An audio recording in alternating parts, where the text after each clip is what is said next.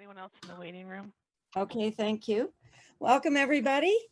This is Nancy Trimble. I'm the chair of the Durham Region Branch. I'd like to welcome you to our November meeting. This is our agenda for tonight. We are going to take a little bit of time for AGM and elections. Experience has told us that it doesn't take up too much time, and then we'll get to the feature presentation by Marian Bellamy. Just a quick Zoom hint, when you are in the chat window and want to type in a question, go down to the bottom of the chat window, click on the down arrow, and you'll see questions, Ontario ancestors, and our speaker.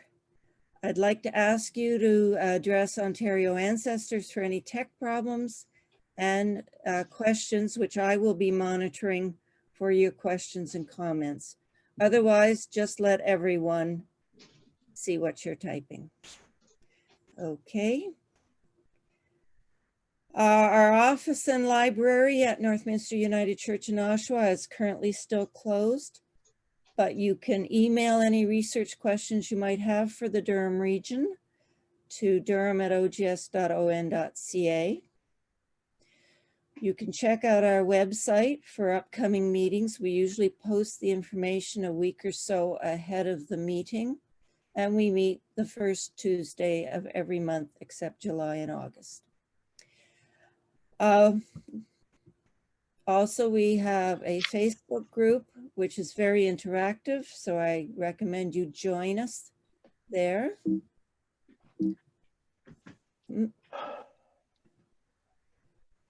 And a blog that I put stuff in very occasionally, but if you want to receive them, you can sign up to receive them in your email. And Ontario Ancestors 2021 membership is back. Started November the 1st, and the Grow Our Family offer is still back, where a member can sponsor a new member, and both of you get 50% off your Ontario Ancestors membership. And this offer runs from November 1st to December 15th. Here's the graphic announcing the membership registration. There are benefits of renewing early. You can do the Grow Your Family campaign, and there's an early bird draw for those who renew before November 30th. They're going to be enrolled in a prize draw.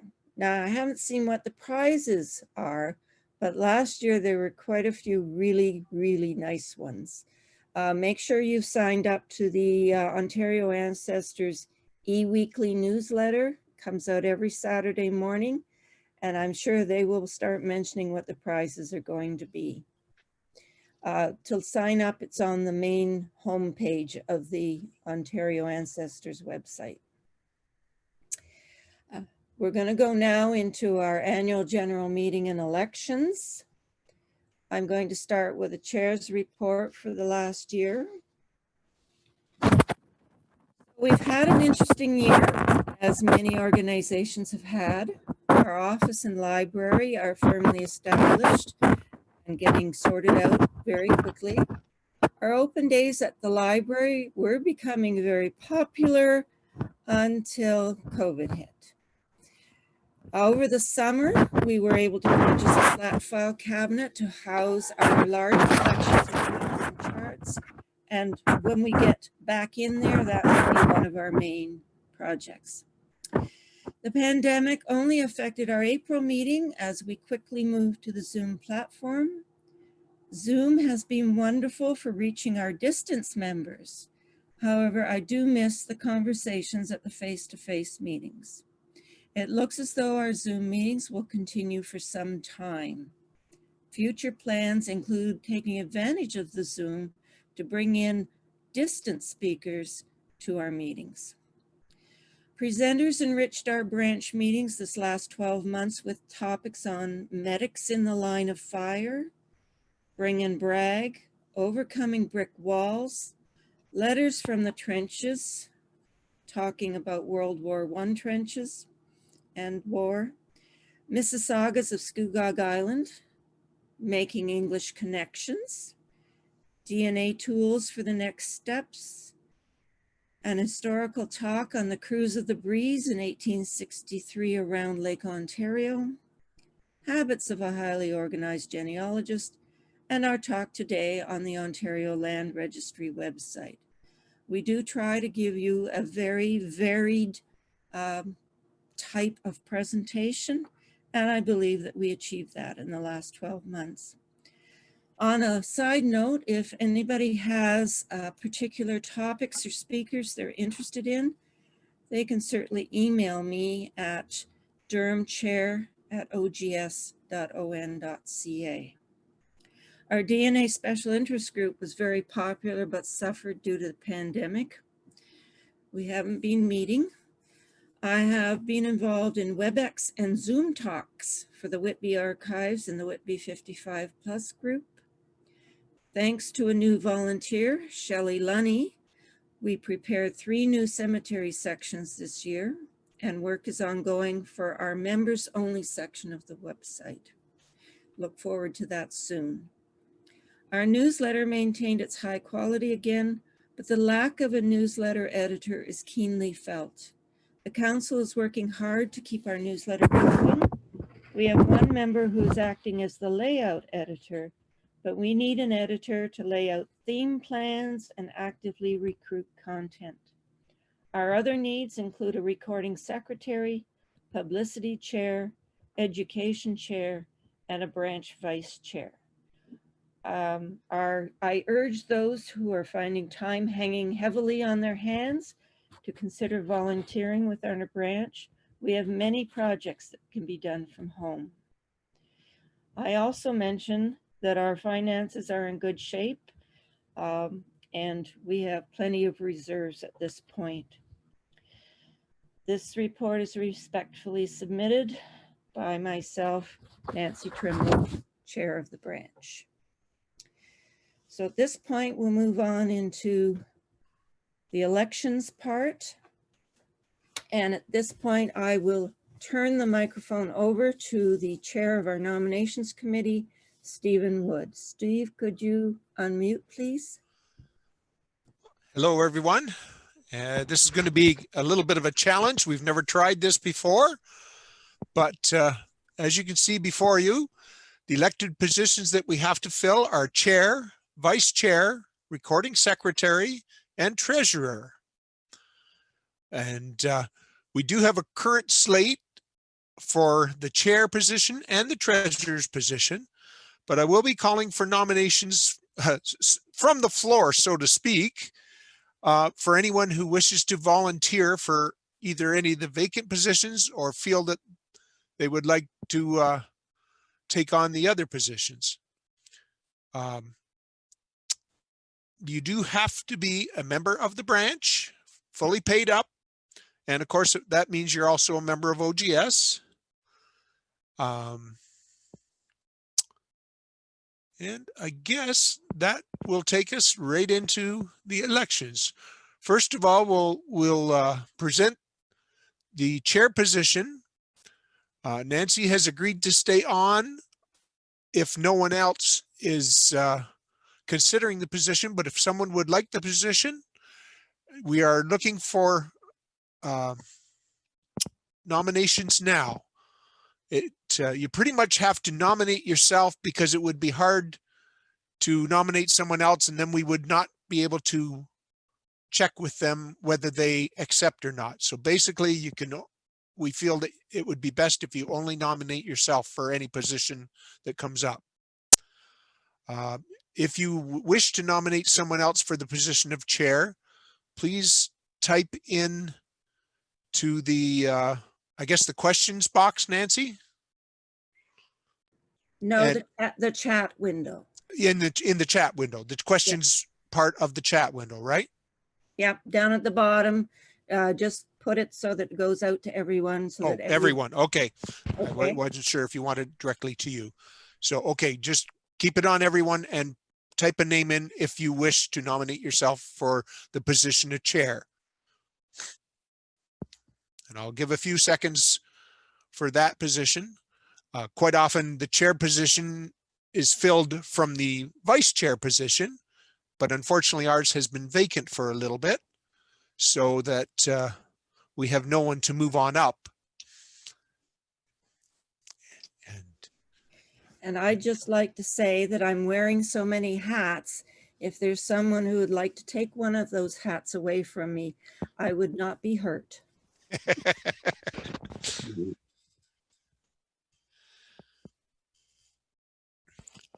I'll give a few more seconds in case anybody's a slow typer, but we're going once, going twice. There are no volunteers for the position of chair, so it would appear that Nancy Trimble will be acclaimed as chair again. Thank you very much, Nancy. We'll move on to the position of vice chair. If someone is interested in helping out and learning the ropes the easy way, the vice chair is an excellent place to start. Basically, you only have to take over when Nancy's not around. Otherwise, you can just learn all the different positions for throughout the year. Sorry, positions is the wrong word. The different procedures that we do for the branch out throughout the year. And then you're prepared for when the position of chair comes up. So if there's anyone out there that is interested in the position of vice chair to help us out and hopefully eventually move on to the chair position, I will take nominations from the floor, so to speak. Now, please type into the everyone box if you wish to nominate yourself.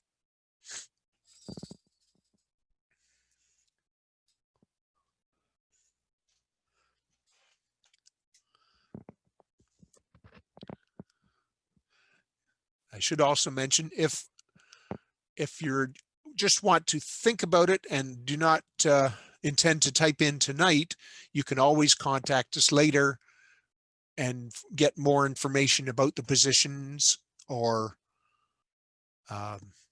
volunteer later on. We would prefer to fill them tonight and then we know where we're heading, but we will accept late nominations as well.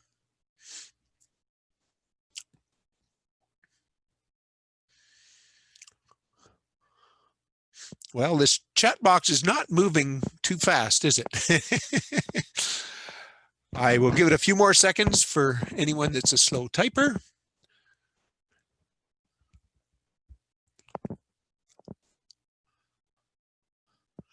Okay, going once, twice, 3 times. Okay, our vice chair position is still vacant, so please consider it and let us know later on. Recording secretary. This is another position that's vacant.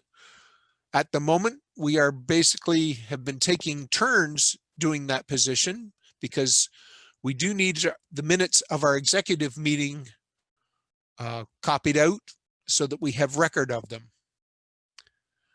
So the recording secretary position, if anyone would like to nominate themselves for that, basically it involves generally 10 or 11 executive meetings per year. And it is also helpful if you know what's going on at the general meetings as well. But I will now accept nominations for recording secretary.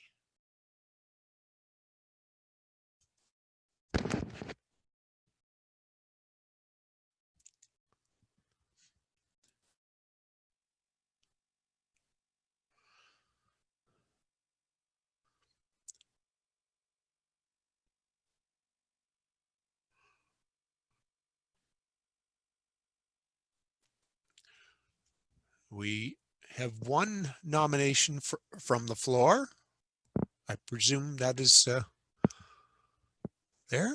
Thank you very much. Are there any other nominations from the floor for the position of recording secretary?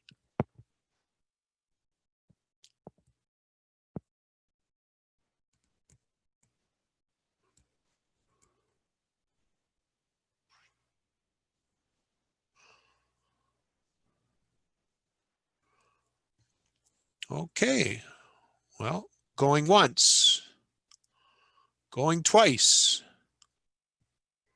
3 times. Thank you very much, Jane. We really appreciate it. And we can really use the help. It is great. That is great to hear from you. Please contact us through the branch to make sure we've got all your information down. Thank you. Okay, and the final position is for treasurer. Sheila has indicated that she will continue to do it, but we will also entertain nominations from the floor. So I will open it up for nominations for the position of treasurer.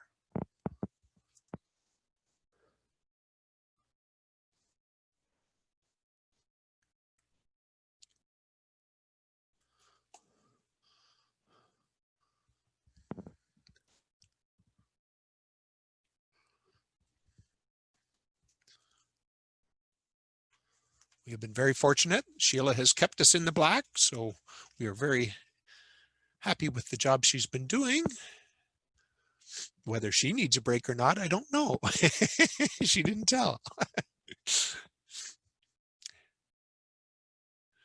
Okay, going once, going twice,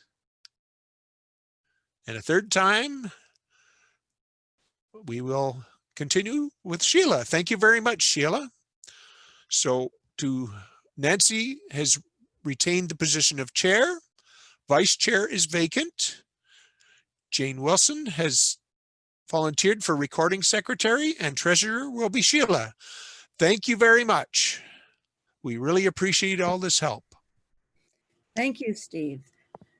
You ran a great elections. And I'd like to welcome Jane as well. Okay, moving on. We do have other positions that are not elected positions. They are volunteer positions. I present them to you. I mentioned them in my report.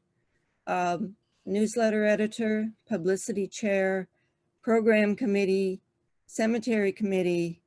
And if you just want to kind of come on the council as a general idea person and just kind of see what happens, we would love to have a couple of members at large. If anybody wishes to do any of those positions, you can email Durham@ogs.on.ca, and that will get to me, and we would really appreciate it.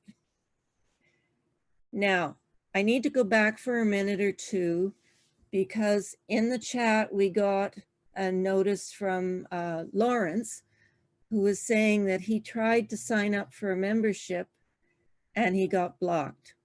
Well, before you do that, I'd just like to mention that if you're a brand new member and haven't been a member of OGS for 2019 and 2020, we can hook you up with a current member so that both of you get a 50% off. So you could put your name in the group chat, and we can say whether you are new or whether you're a current member and would like to sponsor somebody, and we can put people together so that they can save. As far as Lawrence's question about signing up, Lawrence, you have to have a membership, not a membership, an account. You need to log in and create a free account on the, I believe it's called Marketplace tab. Once you have that account, and if we match you up with a member or put you in touch with a member, then at that point, the member joins for 2021 and gives them your name. They get a code which they will send to you, and you use that code when you sign in. I believe it may have been the fact that you don't have an account that could have blocked you. If it isn't, then make sure to ask again. At this point, we're ready to move to our featured speaker using the Ontario Land Registration site by Marian Bellamy. Marian is the current chair of the Uxbridge Genealogy Group, a very active group. They work hand in hand with the Uxbridge Public Library in managing the genealogy room in that facility. It's currently closed, of course, but when it opens up again, it's a really resource-rich reference room covering several of the townships up around Uxbridge. Marian is a very knowledgeable researcher, and hopefully she will guide us on how to search this website, which I have to say I haven't found to be very intuitive. So at this point, I'm going to stop sharing my screen and let Marian get her PowerPoint set up. It'll just be a few minutes.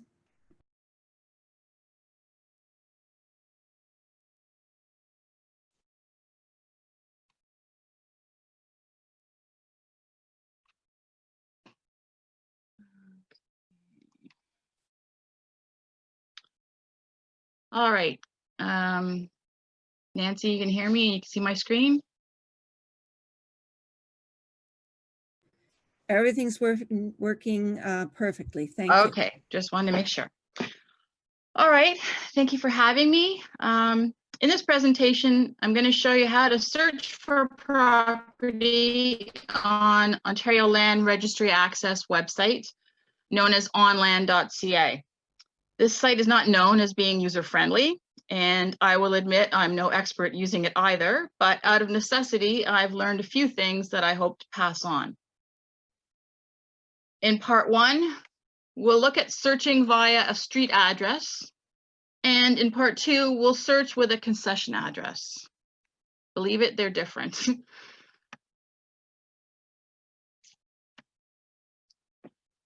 This is the homepage for ONland.ca.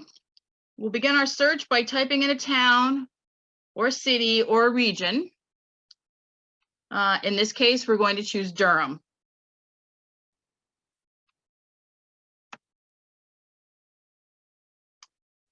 Now we're going to choose from their database of property documents, writs, and historical books. For our first part, we're going to start with property.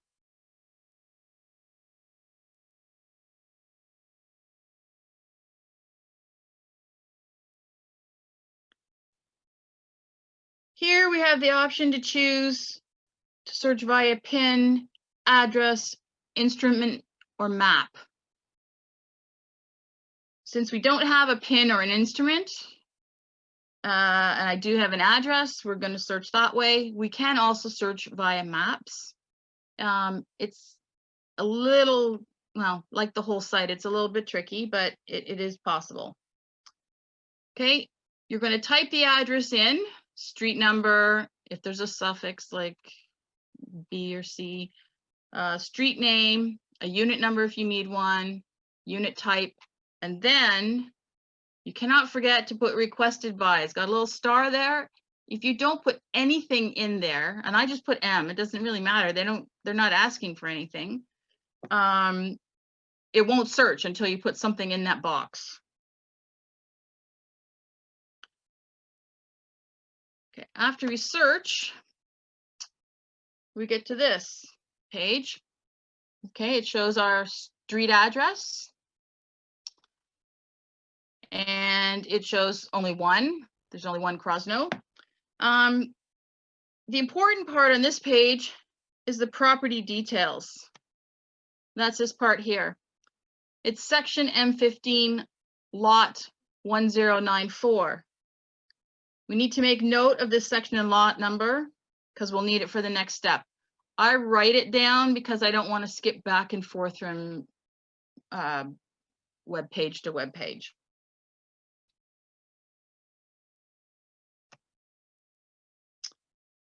Okay, now we're going back 2 slides and we're going to choose historical books.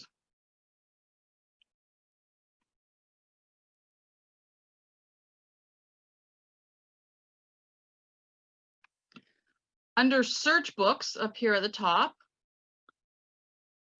we're going to enter our information under property description.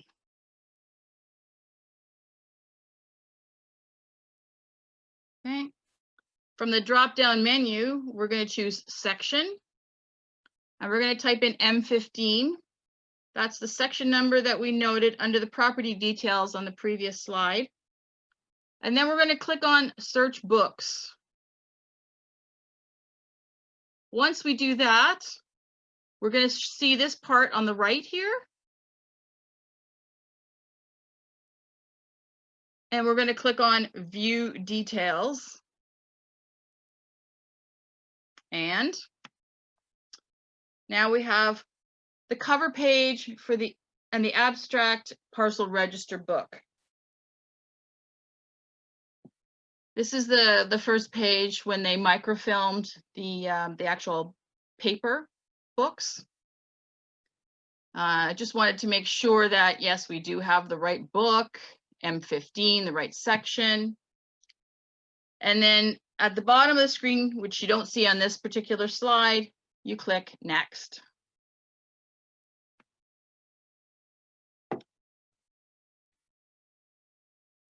This is basically the first page of that book. On the right corner up here, it shows the section or plan. This particular address is in a subdivision built in the mid-1960s.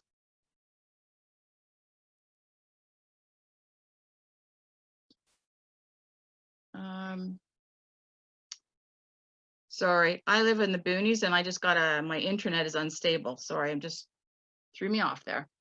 Okay, halfway down this page, it gives us the registered date of the plan right here, the lot numbers that it applies to, and also conveniently the street names.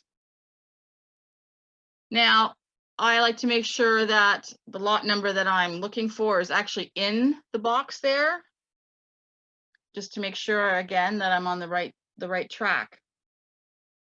Now we have to search for the lot number by scrolling through the pages. You can see here we're on page 2 of 340. So I'm looking for lot 1094, which is a fair ways in. So I just scroll through until I get to the right place. And here we have it. This is the correct lot number. And you can see the parcel at the top, M15, the lot 1094. This is what the first page of that particular lot is in that subdivision. And when we scroll down the page, we find the first transfer or buyer of this property from the developer. The first part is the developer information and some other details. And then partway down, it changes to the first buyer.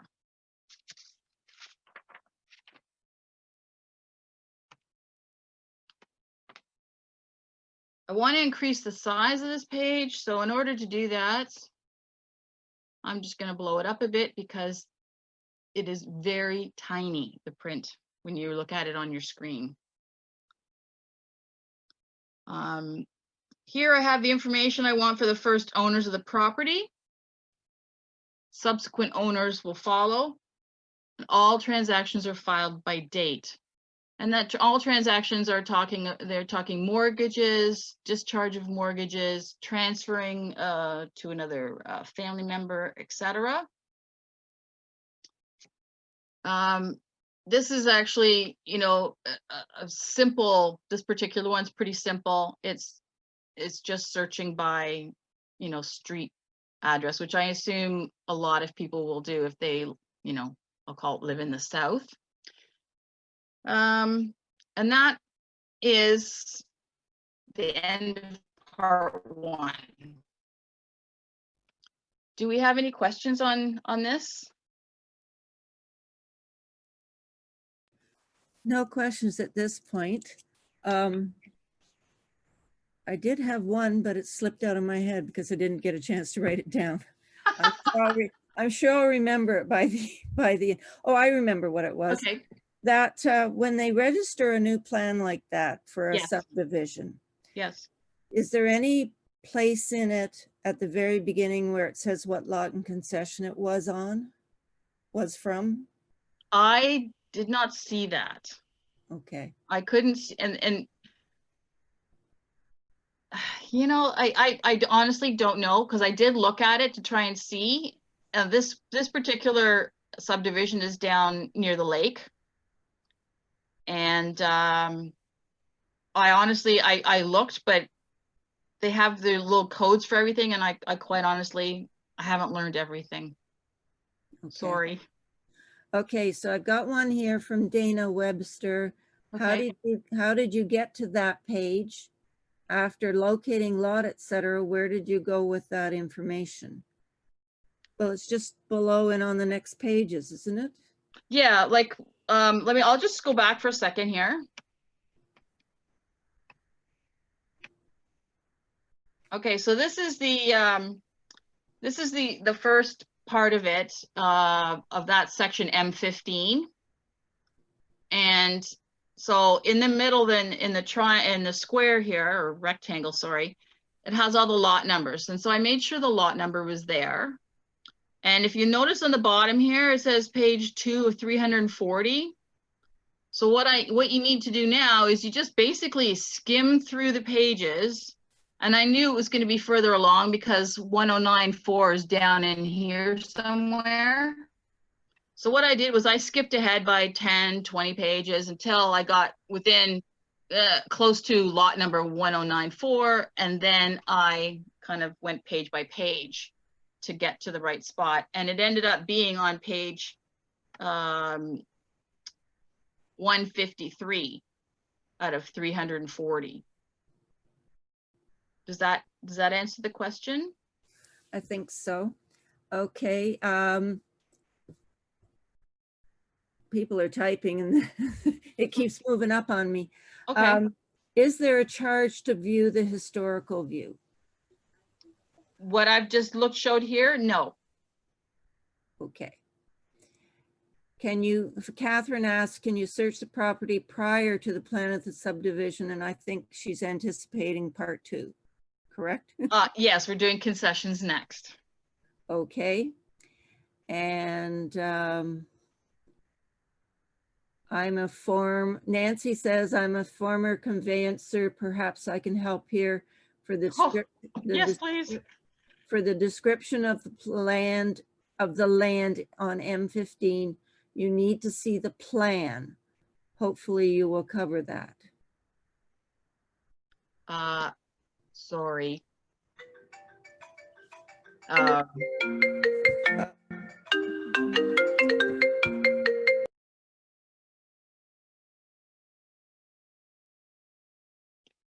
My apologies. That's okay. Yeah, no, I did not go through plans. I was just, when I did this presentation for our group, people were just wanting to know how to search by street and by concession. We didn't get into the plans. There's, you know, living up here and being in Uxbridge area, and I live in Brock. There aren't too many subdivisions, so most people are looking at concessions up here. So I didn't look at plans, I'm sorry. Okay, so Dana is asking, how did you get to the historical view? Well, you haven't got to the historical view yet. This is the current view, isn't it? We're in the historical books. Oh, are we? Okay. Yeah, we're in the historical books, abstract and parcel books. We are in it, and it looks different from when you're looking at a subdivision versus a concession, and I'll show you that in the next one. It's just that this one looks a lot different because it was built, the subdivision was built in the mid-60s, 1960s. So it's going to be different than what the next one looks like. Okay. Hopefully when we finish, we'll get some answers for a few of these questions. Yeah, yeah. Okay, is that it for the questions? Sorry, I wasn't as helpful as I'd like to be. We'll go to search by concession now. Again, we're going to start at the home page of the ONland.ca. And we're going to, again, use Durham as our location. This time, we're going to search historical books. We don't need to go to property and address. We're going straight to historical books because we're looking for concessions.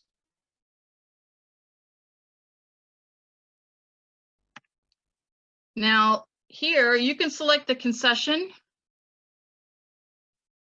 from the drop-down menu right here, or you can just search books. The reason I'm going to search books here at the bottom is because if I search by concession, there are many concession numbers the same in the different areas in Durham, you know, so Uxbridge and Scugog and Oshawa, Brock, they all have a concession 1, they all have a concession 2. So to make it easy on myself, I'm just going to search books. When you search books, we're going to choose the abstract parcel book. And we're going to get this page here. We're not going to choose anything else. When we click search books, this is what we're going to get. So there are almost 2,800 books in Durham region. And there are a lot for obviously the bigger areas, but to make life simple, and I'm looking at Uxbridge, I'm just going to select from the township or municipality to narrow my choices. Okay, so I'm going to choose Uxbridge.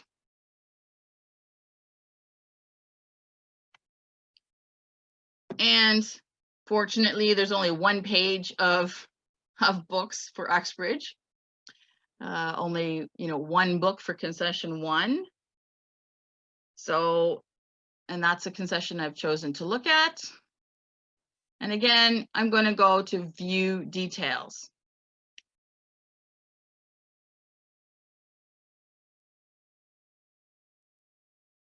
Again, we're at the abstract parcel book, register book, main page. Use buttons on the side to rotate the page if you need to. This is page 2 of the Uxbridge book.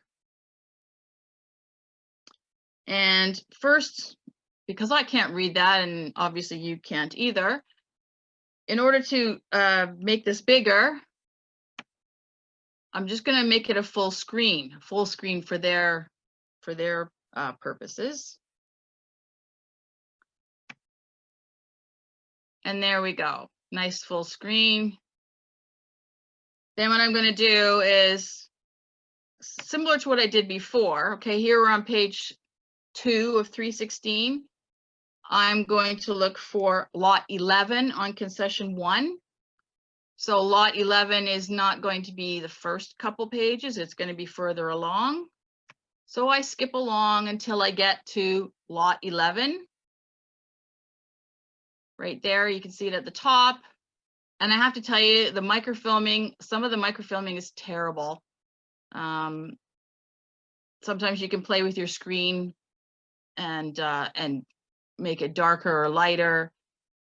Or sometimes what I've done is I've actually copied it and then done it in Photoshop to make it legible.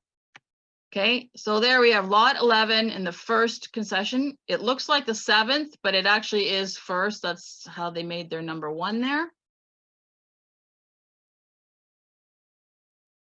Now you can see this page looks a lot different than the one I was showing you with the street address we looked in part 1. This is different because the books were done, 150 years ago, almost, well, sorry, 200 years ago, some of these. Here I have all the details from this concession property from the date of the patent, which is right here on the top here, patent date, including sales, the division of the property, mortgages, discharges of mortgages, if someone passed away, then their heirs, it was transferred to their heirs. The columns at the top, which are really hard to read, and even they're hard to read when you're looking at it. This first column is the number of the instrument. And this, if you want to get further into it, you'll need the number for the entry that you're looking at, okay? The next number is type of instrument. Instrument here, it says, meaning, was it a patent? Was it a barter or sale? Was it a mortgage? Was it a transfer? Was it a discharge? This next one is the date of the instrument. What date did it actually occur? And then the next column here is the date of the registration. So you'll notice, if you can see it, the instrument date here is 1852. Sorry, nope, 54, but it's February. And it was registered in March 54. So the date of the instrument and the date of the registration are not the same generally. There can be actually months difference. This next column is the grantor. And that's, the person who owns the land, who's selling the land, transferring the land. The next one is the grantee, which is the person who's taking possession of the land or mortgage or holding the mortgage, okay? The next one is quantity. This is an important one to look at. This may include the division of the property if it's subdivided, such as, if you look down here a little bit, it says west half. The next one says east half. You might see something that says southwest corner. Just make sure that when you're looking at the property, that you check this column to make sure that you're looking at the same portion of the property that your ancestors inhabited. I'll admit that this is sometimes confusing with all the property divisions. So again, you want to look at the west half, and then you want to look at the west half again. And it gets kind of blurry here, so it's hard to read. But if you transfer, or sorry, if you look at it and just go straight down, thinking that Hiram Bernard sold to John Sangster, and then he sold to Patrick Cosgrove, it's not the same piece of property. He sold the west half to John Sangster, and the east half to Patrick Cosgrove. So you have to keep in mind that you want the same section of the property all the way through. So some of this, you might have to skip several lines before you find your parcel or piece of property mentioned again. The next column is compensation. It's right here. It's under the word concession here. Compensation or amount of mortgage. This column is interesting because you can see the increase in property values. Whether it's inflation that's increased the value, or perhaps a building or a home or a barn has been added. Again, you have to make sure you're looking at the same section of land to see the change in the value. The last column is remarks, and those are remarks made at the registrar's office, and some of it you can read it and some you can't. A lot of them don't even have remarks. When you consider that many original property patents were for 200 acres, some properties have been divided and subdivided many times. Each section or piece of property will have mortgages, discharges of mortgages, sales, etc. For this reason, there can be several pages for one lot. On this particular property, transactions will go up to the year 1999, and they cover 7 pages. I've seen other properties with over 20 pages.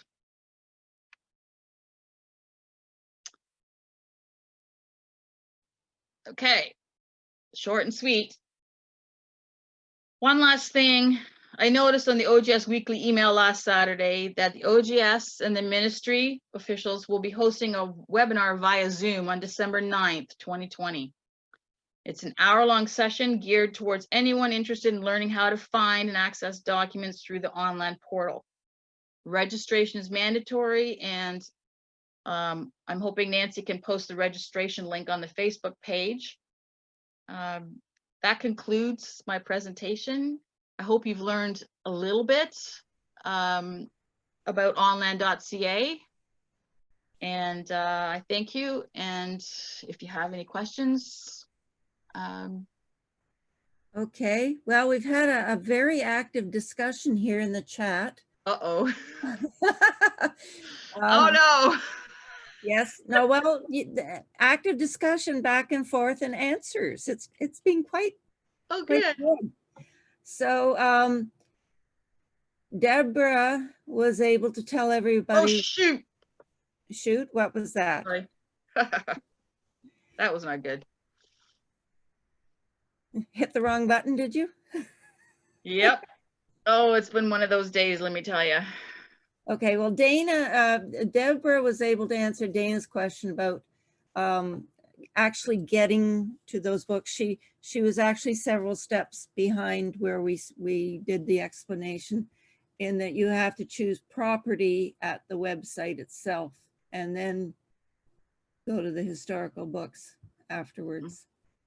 Then we got a question about downloading the images. Yep.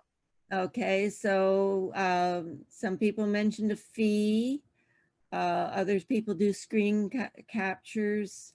And basically Dan summarized it that downloads are free, but Yes. a certified copy costs money.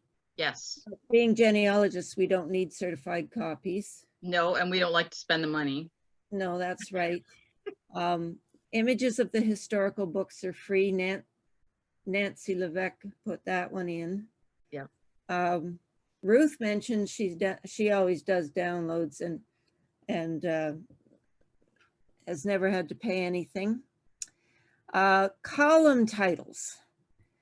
So Lawrence was asking about getting some idea of the original the column titles with like a blank copy, the way sometimes you can for the census. Nancy, our conveyancer, was talking about she was able to buy pads of forms for when she was searching titles. Probably not available nowadays. She still has some, so maybe, just maybe, and Nancy can unmute herself if she wishes. Maybe we could get a picture of that and put it up on the website so people can just download it and have the titles nice and clear, because they weren't very clear. Yeah, no, they aren't clear. That's why I had to read them out, because they really aren't clear. So okay, I'm unmuted now. Oh, great. Thank you, Nancy. If someone from your group would like to get in touch with me, I put my email in the chat. Okay. Okay, I'll go through my stuff upstairs, and I will scan the pages. Awesome. Okay, and send you some that you can use as masters if you want to print them off at a shop or whatever, or everybody could just pick up a master and put it on their computer. That's what I'm thinking, that we could have a downloadable PDF and people can. Yeah, they're only usable with the lot and concession plan thing. Okay. Because they don't fit the newer way. Well, that's good to know. Yeah, I mean, I spent 90% of my career doing farmland too. So the other thing is, I said earlier that you could get the description of the land behind a plan off the plan. I think I noticed on one of Marian's screenshots that it was also in the upper right-hand corner of the first page. Okay, let me find that. Okay, but definitely it would be, in my view, necessary, along with what you're telling us, to be able to get to see the plans of subdivision. Yes. Okay, because they will show you in the background of the plan, they will show you the concession lot out of which it was created. You should have done this presentation. No, I know the conveyancing end of it. What I didn't know, and I now have notes on, is how to work their site. I have been there and got totally flummoxed, but I've now written out all the instructions that Marian has given, and I will type them up for myself. And tomorrow I'll have a go at looking at some of the properties that I'm interested in. Well, I am really glad, Nancy, that you were able to pop in with that valuable information anyway. Well, I used to live in Durham. So this is one of the reasons I'm interested in your group. It's just that I now live in Windsor. Oh, that's my hometown. Oh, really? Yes, I lived in Wilmot Creek, and I also lived up in Blackstock. So I was in that area for about 15 years. Okay, well, thank you for your experience on that. I'll be in touch with you. Yes, please. Anytime I can help you. I am, like I say, I'm not terribly familiar with how to do it online, but I still know how to do it if I was able to get the books out at the registry office. Yeah, unfortunately, we're not going to have the registry offices anymore. That's right. I've already discovered that. Here in Windsor, I have been to the registry office a couple of times, but the last time I went, even before pandemic, it was closed to the public. We are having a lively discussion here in the chat box. Okay. Steve answered the question on why were lines crossed out, and that was when mortgages were paid off. They got crossed out. And Nancy mentioned again in here that when a document no longer affects the title of the property, it is crossed out and initialed. Mhm. So obtaining copies of the instruments. Yes, Can I weigh in here? please. Yes, please, Nancy. Okay, so We've got too many Nancys. I'm sorry. Yeah, there must have been a year for Nancy's. I worked for the provincial government as a programmer for 30 years, and land transfer tax and the land systems were my bailiwick. So I kind of have a better behind the scenes approach on this. But when you look at the historical books, and the abstract index was the one that you were looking at last, Marian, with the concessions and the lots. On the extreme left-hand side, there's a number, the instrument number. Yes. So when you go into ONland, on your first main screen, you had the historical books and the property, and then there's two other columns, one for documents and one for writs. Yes. And the writs hasn't come in yet. No. But if you go into the documents, so I'll back up a little bit here. You go to your abstract index from the historical books selection, and you pull that number, the instrument number, from the left-hand side of the column of the page.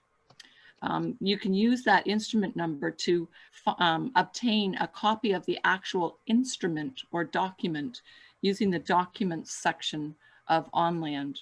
And so when you go into the documents section, they ask you for the instrument number, but you also have to know a prefix. And I'm sorry, this is really a little more complex than a 5-minute explanation, but it's those documents that cost $3 plus the 39 cents HST.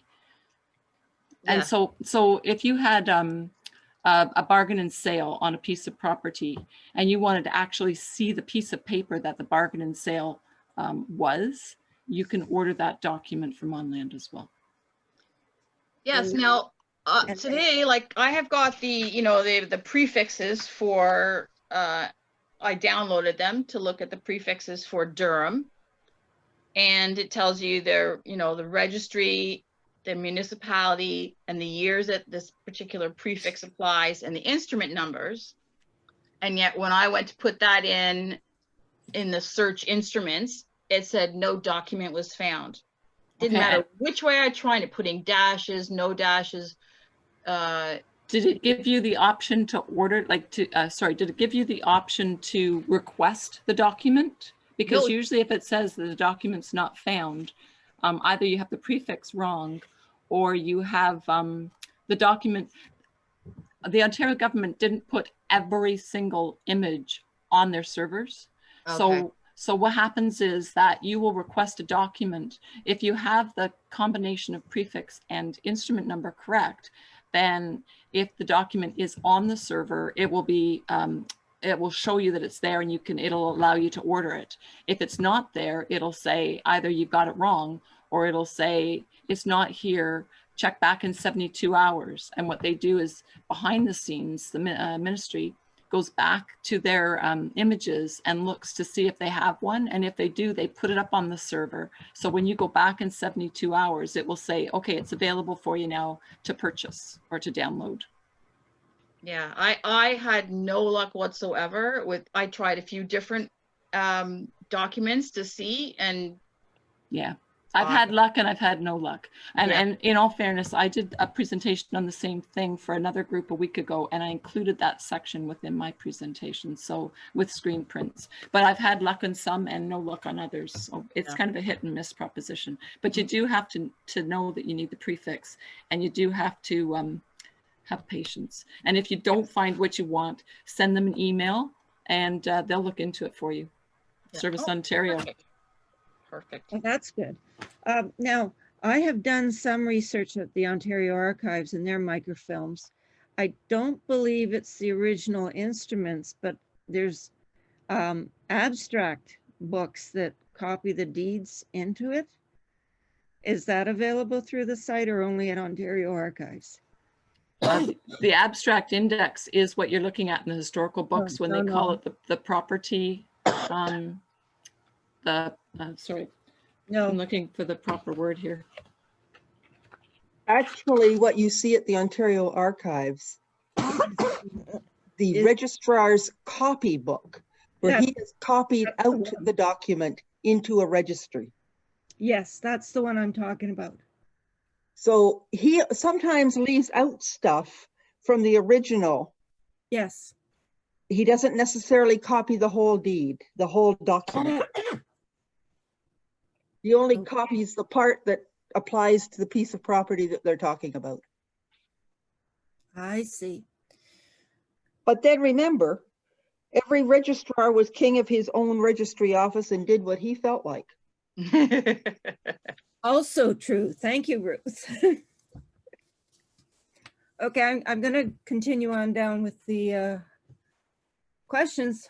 I will skip over the ones that were answered at this point.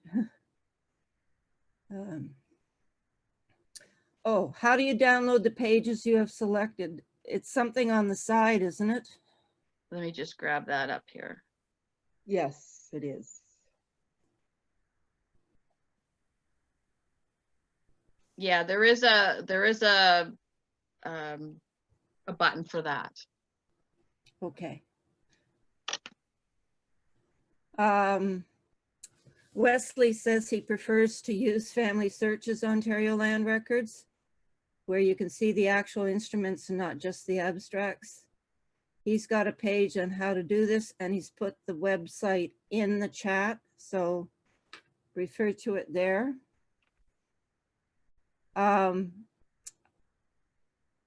Okay.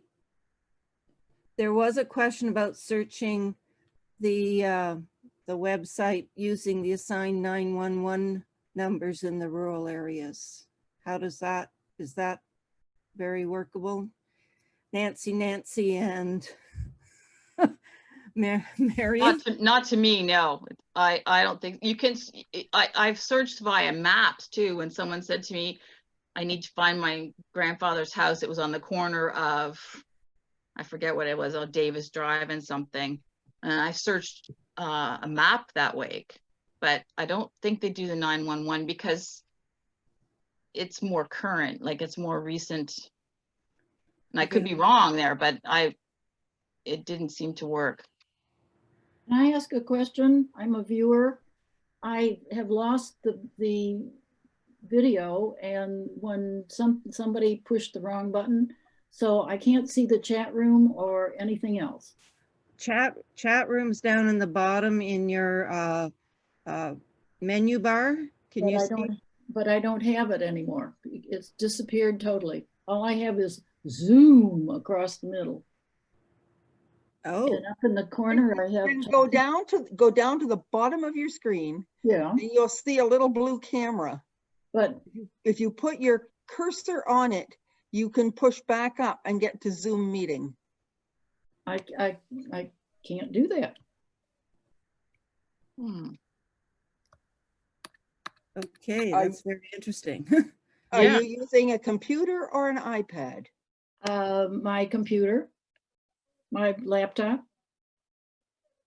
You should be able to find a little blue camera in the very bottom of the page of your screen. Yeah, well, I'm not on any screen that, Just at any screen.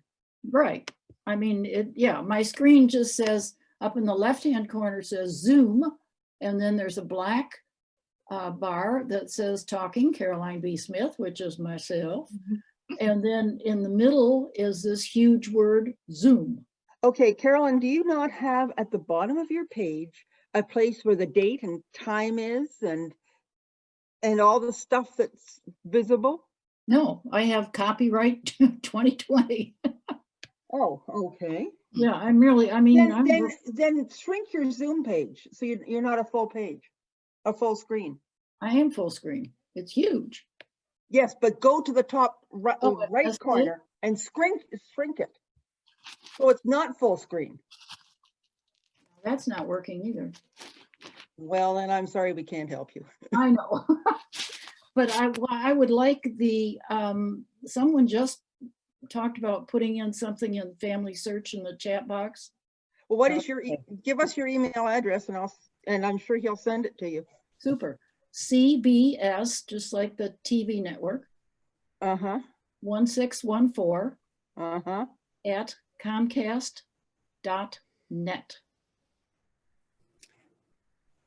So you are in the US, are you? I am. Okay. I'm about an hour and a bit from Windsor. Okay. Comcast is what gave that away. Yeah. Yes. Yes. Not the fact that I didn't say oot and a boot. Pardon me, I never say oot. No. That's Scotland. Oh, okay. Okay. I've been trying to find that rural 911 number question, which was further back. I'm not having any luck.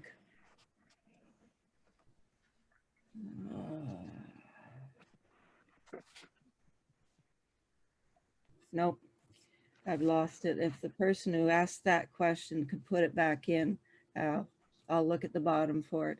Look at 8:06 p.m., Nancy. Okay, thanks, Steve. Oh, there it is, Lawrence. If you input a current address by using the emergency number that was created for rural areas in East Hawkesbury, that will work and trace back to when it was built. Maybe Durham didn't do that correctly then. Very As I interesting. said, every registrar. Yes, very interesting. Okay. And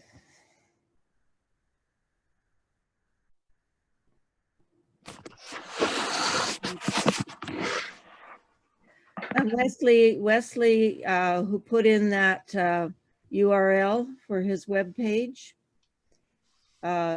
also comments that in some cases, the actual instrument describes the land differently from what was written in the abstract book.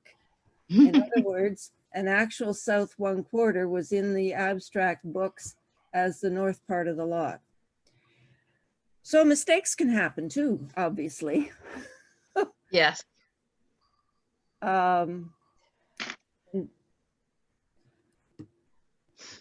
So a trick is to look at a historical lot and concession map and locate the subdivision there. That was from Bob. Okay. What I'm referring there to is if you've got the subdivision plan from the current one, Yes. and you're wanting to look beyond that, you're wanting to say, well, who owned the farm behind? All you need is an old map of the area and look on the old map and see where that subdivision's physically located. And you can see it's lot 5 concession, whatever, and then do a search for that.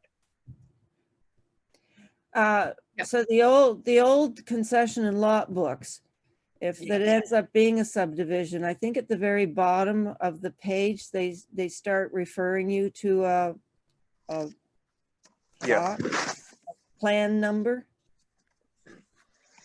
And with some properties, you have 2 registrations. You have the old, a land registry registration and the land title. So when you go in, for our purposes, you probably want the registry. Yeah. Mary from Quinty says that the Marilyn Adams Center in Ameliusburg has the actual documents from the Belleville Registry office. I'm not sure where the actual instruments ended up from Durham. They may have been lost during before the Applerod era. Unless someone knows better than me and would like to put it in. Like I should know, Yes, but I don't know off the top of my head, but I can go and find out. well, I remember when you came and talked to the branch, we couldn't find them at that point. As So, far as I know, the copybooks are still probably with the Whitby Historical Society for Whitby Township West and Whitby Town. okay, but that's the copybooks. That's Yeah. the copybooks. According to Ruth, Fawn Stratford Devise, Where Have the Ontario Land Records Gone? Was written in 2001. Durham Land Registry Office, the documents went to the Archives of Ontario. Oh, okay. Yep. Very good. Okay. We got some thanks. Some people have been able to download pages. I guess people have been playing, although I would have thought the website would have been offline at this point. Not yet. Not yet? Are they Nope. good till like 9 o'clock? Like it's 9. I think it's 9 o'clock. Yeah. Okay, very good. Nancy Trimble, can I interrupt one question? Certainly, Nancy. Nancy Frey asked a question. She said Nancy from the government, so I'm assuming that's me. Yes. Can you confirm that most of the documents were destroyed after being microfilmed, so they were not destroyed? I just want to clarify that I'm the chair of the Simcoe County branch. The Simcoe County documents were destroyed. Some of the Toronto documents were destroyed. Well, I say Toronto, maybe York. I'm not really 100% sure on that. York. But Applerod, the group Ruth Burkholder and Fawn Stratford Devise from Applerod were instrumental in preventing a lot of the documents from being destroyed. So shout out to them. They did great work back in the day and they're still working on it. But anyway, so some were destroyed and some weren't. A lot were destroyed before we started. That was part of the impetus to get started. Yeah, I'm going to go with Simcoe was the first. Simcoe was the first to lose theirs. Yeah, and I think, yeah, I can't remember what it was Toronto. I think it was York that lost a bunch. Yeah, the microfilming went so well. Okay, so I just want to insert here, if I may. There was the chat window, if you still have it. If you're not, unfortunately, like the person who's got the weird black screen and the word Zoom, in the bottom right of the chat window, there's a little box with 3 dots. At least I hope there is. Yep. If you click on that, just before we finish and leave, you can save the chat. Okay, which will have all these wonderful suggestions and the URL that was mentioned by Wesley. Okay? Carol, just an answer to her stupid question. A copybook was a book that somebody copied the documents into. Awesome. Or parts of the documents, right? Yes.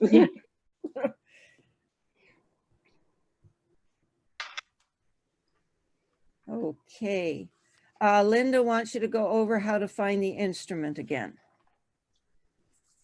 How to find the instrument? Yeah, that was that whole big discussion we just had. The instrument number is on the left-hand side of the page. Yes. Yes. Getting to the actual instrument means finding a microfilm, which some of them are at the Ontario Archives. The actual instruments, some have been distributed to historical societies, to historical groups. And maybe we should have the website you referred to, Nancy Levesque, of where the instruments ended up. Oh, you know what? As I said, I gave this talk to another group a week ago and they asked for the same thing. And I had to, actually I had to scan the document because it's no longer found. It was on the Global Genealogy site. It's no longer there.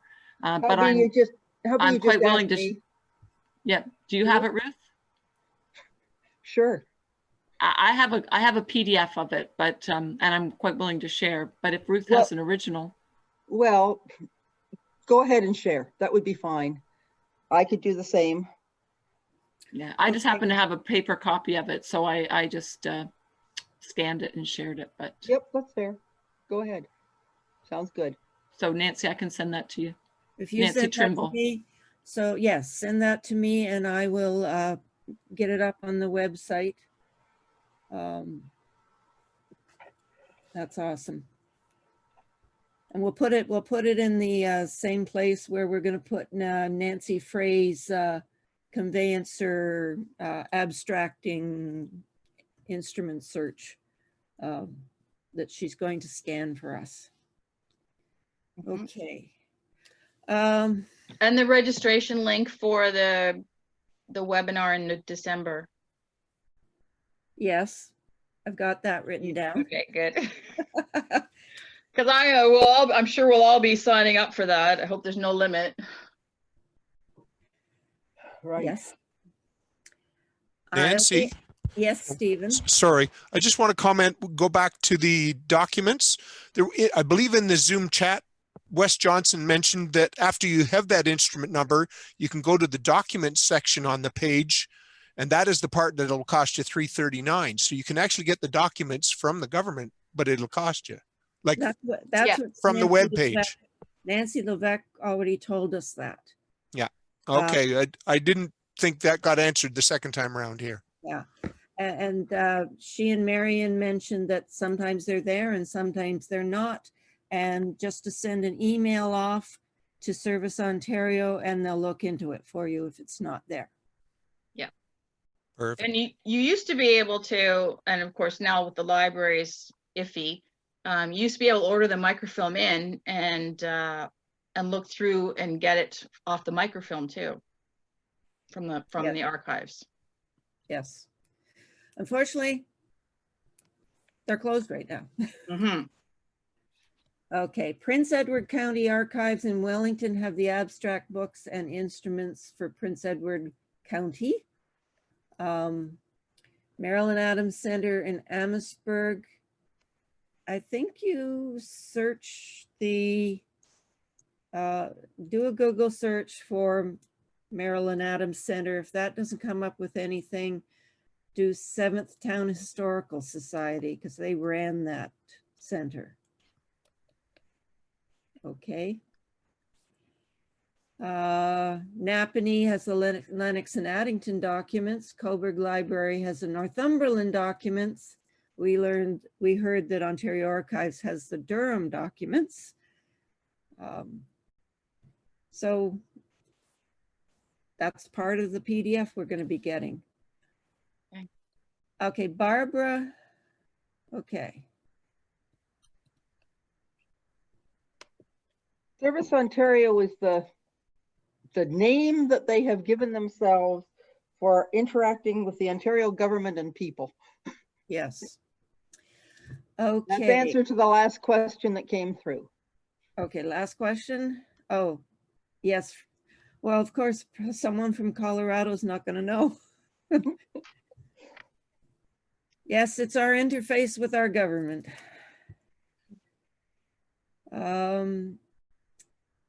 So copybook images are on Family Search for free. Topic for December, I'll get to that when I go back to my PowerPoint. Where will the scan sheets be found from Kathy? I'll work with my webmaster to get that up on our site. It may be right on the front page where the announcement for this meeting was, or it may be under one of our resource pages. We'll have to let you know. Yes. Oh, check hours before you go. That must be. Before you go to anywhere, a library. Yeah. Anywhere. But the land registry offices are now closed, period. It has nothing to do with COVID though. Right? No, Right. they're closed to the public, yes. Yeah. The other thing to know about the ONland.ca website is it's not open after 9. They turned the server off after 9 p.m. and on the weekends. I don't know why. So you have to do. I can tell you why. They do their, a government employee. They do all their backups and system maintenance overnight. Ah, well, that makes more sense than just closing. It's nice to know there is a reason. So what do they do on the weekends? Oftentimes it's implementing changes or uploading more documents, whatnot. Mhm. Okay, Okay, so when you want to do the ONland.ca website, do it between 9 and 5 Monday, 9 to 9 Monday to Friday or something along those lines. Okay. Oh, Google Maps finds the Marilyn Adams Center if you type in the name and it shows you exactly where it is. Thank you, Anne. Okay. Barb said something about, I've only heard of the Marsh Collection. I've never heard of that, so I'm not sure what that's about.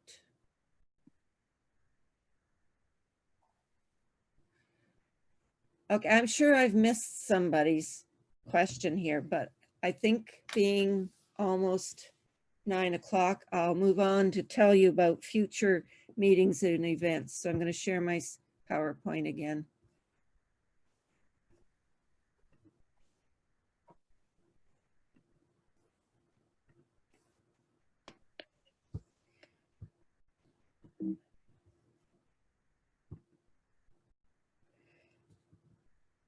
Okay, this coming Thursday is the Ontario Ancestors webinar with Michael Strauss, researching your Canadian ancestors in the First World War, 7 p.m., not 7:30 like us.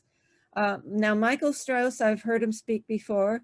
He is a forensic genealogist from the States and a very popular speaker on military topics, so that should be good. There is, on 14th of November, a virtual conference, a one-day conference, hosted by the Family History Federation in the UK. The cost is £5. That's about, well, it's about $6.80 or something like that. I think it's a real bargain. So the website is up here. It's a little hard to read. FHF-reallyuseful.com. So consider that one. I keep up to date on virtual events by going to conferencekeeper.org/virtual, and you can see events from across the whole of North America. It's been keeping me amused for quite some months.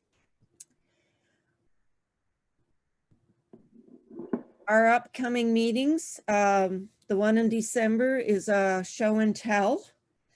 I invite anybody who wants to attend to talk about a discovery, a website, a family heirloom, tell us its story. I would prefer if you could send me your information or your photo or your PowerPoint ahead of time. And then you can just narrate the slides when we do the Zoom presentation. This is going to be a learning experience, I'll tell you. But if not, then during the meeting, you'll be able to turn on your microphone and camera and hold it up. The only problem being, of course, that's very difficult to get it centered just right.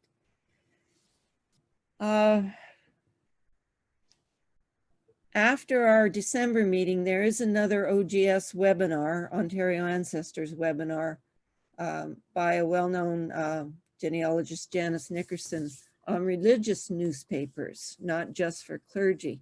I thought I'd throw that in there in case you don't make the December meeting.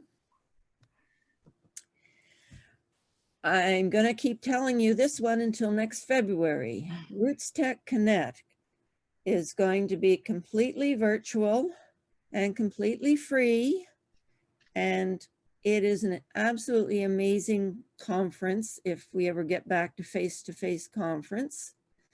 But this way you can experience some of the magic.